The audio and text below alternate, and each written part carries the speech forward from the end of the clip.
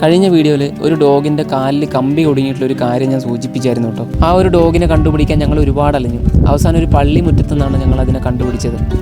കോഴിക്കോട് നിന്നുള്ള അനിമൽ റെസ്ക്യൂവിൻ്റെ ഭാഗമായിട്ടുള്ള പ്രജീഷ് ബ്രോയാട്ടോ ഞങ്ങളെ ഈ ഒരു ദൗത്യത്തിന് സഹായിച്ചത്. ഒരുപാട് അതിൻ്റെ പുറകെ നടന്നതിന് ശേഷം ഞങ്ങൾ ആ ഡോഗിനെ വലയിൻ്റെ ഉള്ളിലാക്കി കേട്ടോ. ഈ ഒരു ഡോഗിനെ കണ്ടപ്പോഴുള്ള അവസ്ഥയുണ്ടല്ലോ, എത്രയോ മാസങ്ങളായി ആ ഒരു ഡോഗിൻ്റെ കാലിൽ കമ്പി കുരുങ്ങിയിട്ട് നമ്മുടെ നാട്ടുകാർ അതിന് ശ്രമിച്ചെങ്കിലും അതിന് ഫലം കണ്ടില്ല.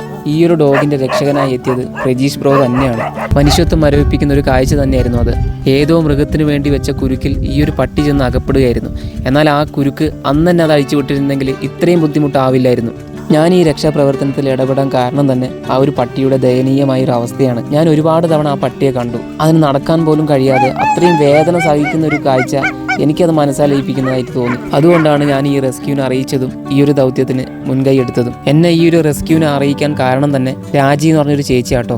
എന്നാൽ ഈ ഒരു ഡോഗിൻ്റെ കാലിൽ കുരുങ്ങിയത് കമ്പിയല്ലായിരുന്നു, ഈ ബൈക്കിലൊക്കെ വരുന്ന ക്ലച്ച് കേബിളില്ലേ, ആ ഒരു സാധനമായിരുന്നു. അത് ആരോ കട്ട് ചെയ്ത് വിട്ടതാണ്. ഈ ഒരു രക്ഷാപ്രവർത്തനത്തിന്റെ ഭാഗമായിട്ട് നമ്മുടെ കൂടെ ഉണ്ടായിരുന്ന മമ്മുവും അപ്പുവും പ്രജീഷേട്ടനും എല്ലാവർക്കും 1000 താങ്ക്സ്. ഞങ്ങൾ അതിന് മരുന്നെല്ലാം ചെയ്തതിന് ശേഷം അവസാനം അഴിച്ചു വിടുക കേട്ടോ. ആ ഒരു ഡോഗ് ഉണ്ടല്ലോ, അതൊക്കെ കഴിഞ്ഞിട്ടൊരു പോക്കുണ്ട്. അവസാനം അതൊരു തിരിഞ്ഞൊരു നോട്ടം നോക്കി. അത് ഇന്നും എൻ്റെ മനസ്സിലുണ്ട്. ഇതുപോലെ നിങ്ങളുടെ നാട്ടിലും വേദന അനുഭവിക്കുന്ന ഒരുപാട് മൃഗങ്ങളൊക്കെ ഉണ്ടാവില്ലേ, അവരെയൊന്നും ഒറ്റപ്പെടുത്തിയേക്കല്ലേ. ഇതുപോലെ റെസ്ക്യൂ ടീംസ് ആയിട്ടുള്ള ഒരുപാട് ആൾക്കാരുണ്ട്. അവരെ അറിയിക്കാനുള്ളൊരു മനസ്സെങ്കിലും കാണിക്കുക.